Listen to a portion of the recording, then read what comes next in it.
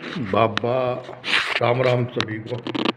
बाबा राम नारायण सौराण जो 1890-95 के आसपास एक फीत के सिपाही बने थे उत्तर प्रदेश पुलिस में, और वो शामली थाने से थानेदार के पद से रिटायर हुए 1945-46 के आसपास।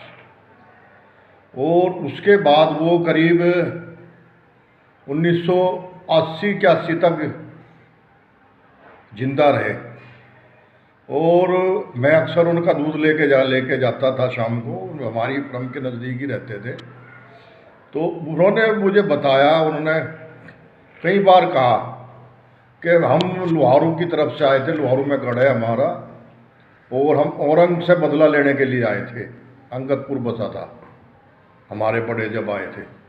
तो मैं लोहारू गया करीब 30 साल पहले, ढूंढ डांट के मैं फिर लाहौर किले में गया, और मैं दिलसुख शौराण के यहाँ पे गया।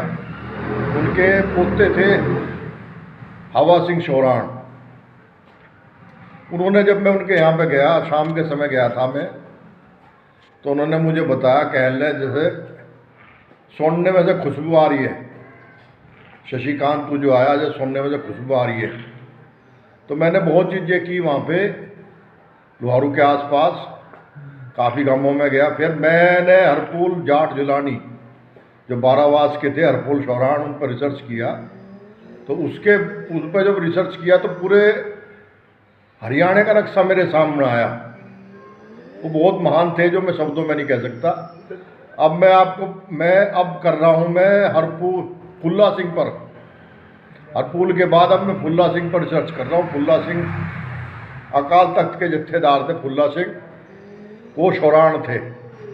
और जब मैं उन पर रिसर्च कर रहा हूँ, काफ़ी सालों से इन पर रिसर्च कर रहा हूँ, पंजाब के गांव में गया तो इन पे होके तो मुझे ये महसूस हो रहा है कि मुझे पूरे पंजाब का चित्र मेरे सामने आ रहा है। महाराजा रणजीत सिंह का भी बहुत चीज़ें मेरे सामने आ रही है, सारी 12 मिसलें मेरे सामने आ रही हैं। और जो है बहुत चीज़ें, बहुत गदगद हो रहा हूँ मैं उन चीज़ों से। कुछ गलतियाँ इतनी हुई हैं कि अगर वो गलतियाँ ना होती तो भरतपुर रियासत थी जो महाराजा सूरजमल की और महाराजा रणजीत सिंह की, ये कुछ गलतियाँ ना होती तो भारत कभी गुलाम नहीं बने था। राम राम।